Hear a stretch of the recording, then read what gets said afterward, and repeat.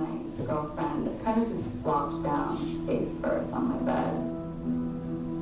The next thing I remember, he was on top of me, and he had a hand inside of my underwear, and he was trying to put a finger inside of me. I yanked him by the hair, and I looked over and I just saw her naked back. And I know that she had fallen asleep with all of her clothes on. And so my next question was, why is she naked? And he smiled as he was still on top of me, fondling me with one hand, and he reached out and pet her naked belly and said, oh, I did that, I dressed her. And I asked him, and you took off her bra, and he touched her naked breast while she was still totally unconscious and said, yeah, I did that too.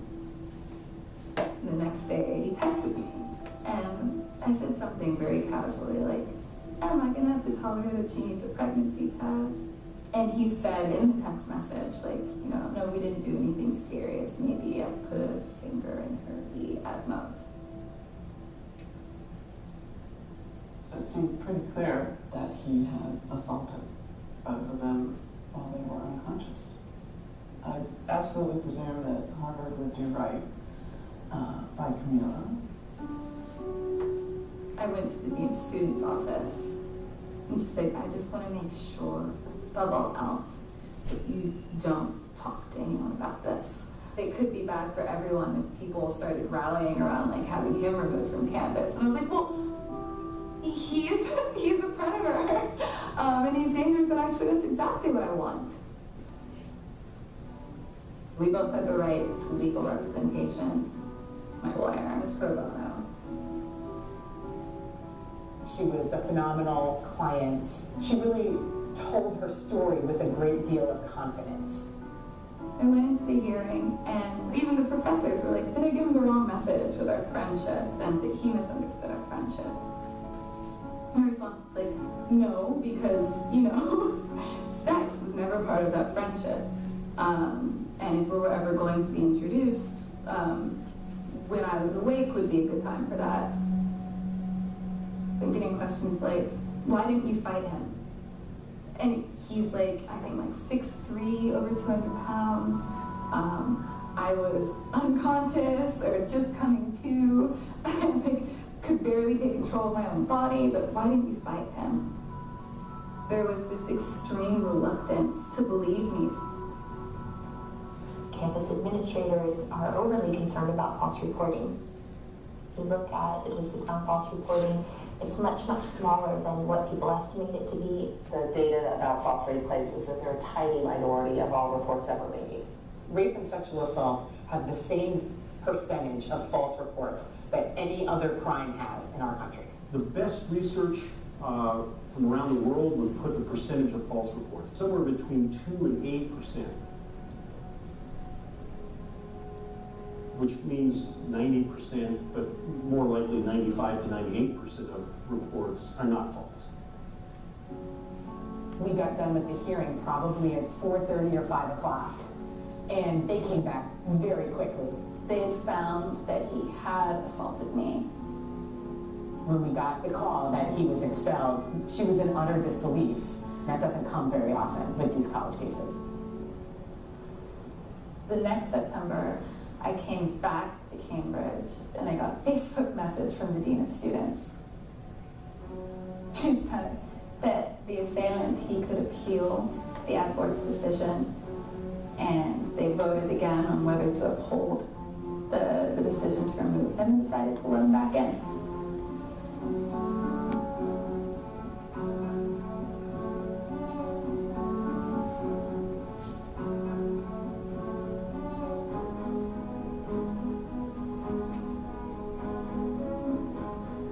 The message is clear. It's don't proceed through these disciplinary hearings. No matter what you do, you're not going to win.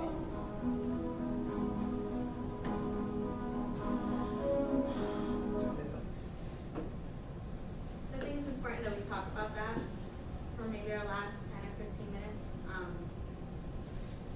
About thoughts, comments, concerns, opinions, especially right now of what we've talked about, what we know, that You have every right to be a part of the investigation process, of the appeal process. You have the right to be informed, not through a Facebook message, right? You have the right to be informed through official email, right, of whatever university that you belong to. If anyone would like to start with a thought or an opinion, a feeling, all acceptable.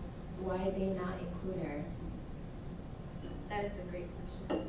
And I can say my opinion on that, of why I think that they didn't include her. If I remember properly, something that wasn't mentioned in the clip was that the person who was accused of sexually assaulting her, I think he was an athlete. I think he was a part of like football or basketball or whatever it was.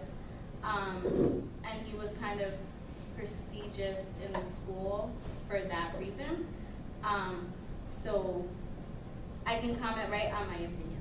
I'm not going to say definitely. I can comment on how I feel, especially about watching the documentary, is that he fought it, and big schools like that depend on their athletes, and I feel that that probably had a factor into why. There's also public reports that universities release, I think on a yearly basis, in regards to how many of these reports came about, and it's public record. So they probably didn't want that to affect their prestigious school. Obviously did not want to deter any student, female or male, or whatever they identified with, to not come to the school, to not apply. Okay? Because when you apply, you pay tuition. A lot of students who go to Harvard also dorm, so okay, they wanted to prevent that as well. It's hard to listen to, very upsetting to listen to, right? I understand why that question was asked. I asked that as well. And when, I don't remember who said it, but she was just like, usually in schools like this, you don't win the case. Did she end up winning the case, or did she lose it? So it was appealed, and he was allowed to come back. And when she tried to investigate and ask why, I don't believe anything was done. So I believe that he was allowed to stay on campus, and he eventually graduated. And while she was there, right? I think what she ended up doing for her own sanity and for her own health, I think she stopped the semester and then went back after he graduated. If I'm not right, don't quote me. I believe from what I remember watching the documentary that that's what ended up happening, because she felt that she wouldn't be safe on campus if he was there. Yeah, the hunting ground. It was on Netflix. I don't know if it's still on Netflix, but you can check.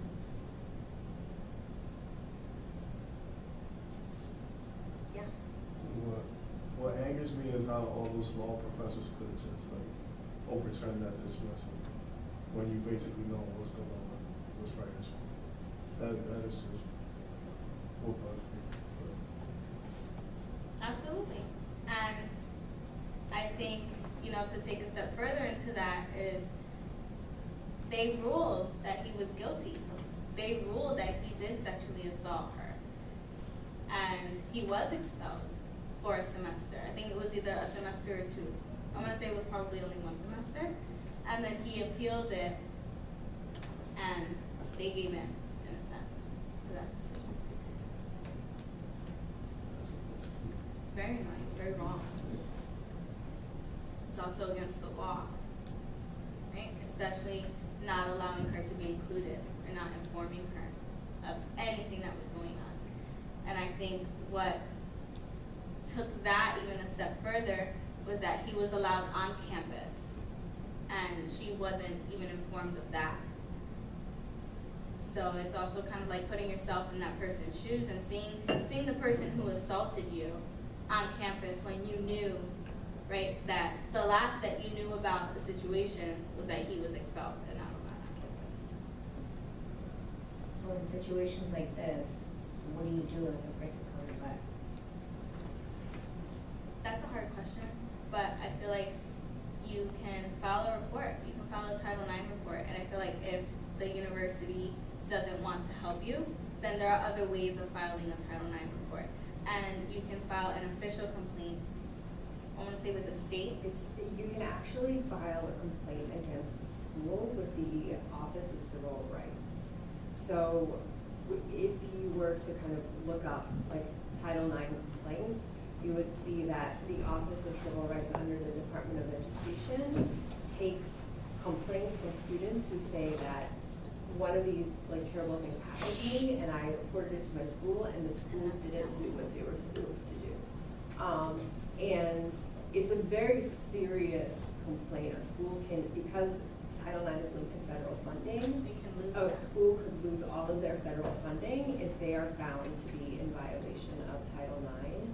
That hasn't yet happened. What has happened is that the school, the Office of Civil Rights will come in, do an investigation, and if the school is found to not have been in compliance, they have to like come into an agreement with the Office of Civil Rights about concrete steps that they're going to make to change their procedures and change the way that they operate so that these things don't keep happening.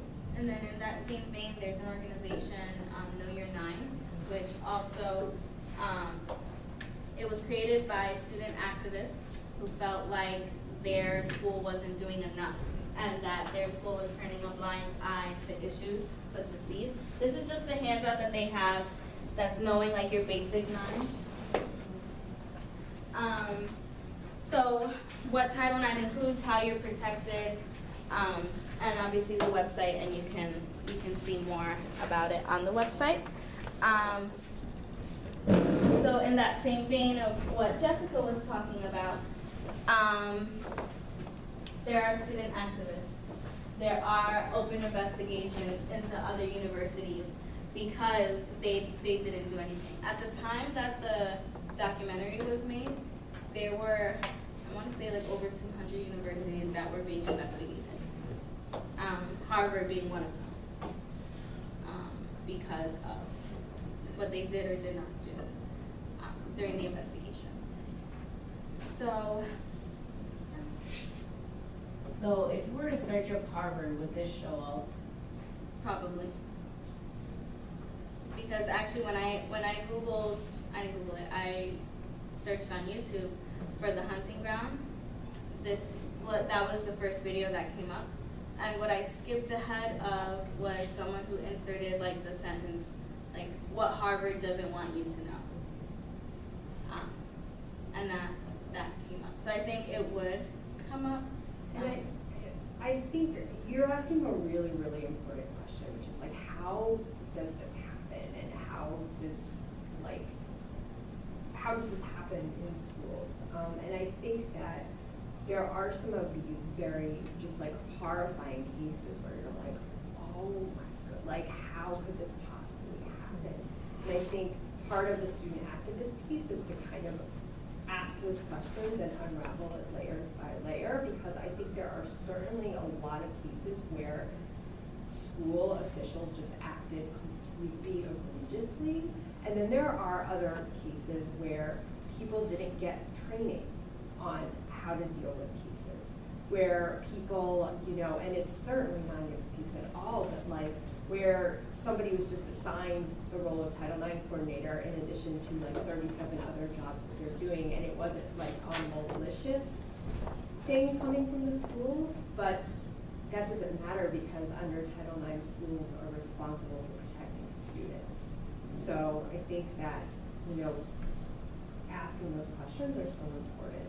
And holding the schools accountable. Yeah, holding the schools accountable, because then you can start to understand, well, is it that like these people in these roles are just horrible, or is it that we need to advocate for the schools getting more resources so they can do better training, Which I think it, in my opinion, might be a combination of both. Ignorance to the law, and then ignorance of how important it is to have a Title IX coordinator, how important it is to train your faculty and staff members that deal with this or that work in this particular office to investigate, to document, to conduct things that are so important and so vital, not only for that particular student, but for all students. And to keep the environment safe and one that we can learn freely and not have to worry or not have to be scared about, this person or that person that did this to me, you know, how can I go to school ever again? I can't do it. So I think are there flaws to how some universities do it? Absolutely. And I think that these activists that started No Year 9 are really, really trying to hold the nation accountable, and every university that is covered under the civil rights law to abide by it.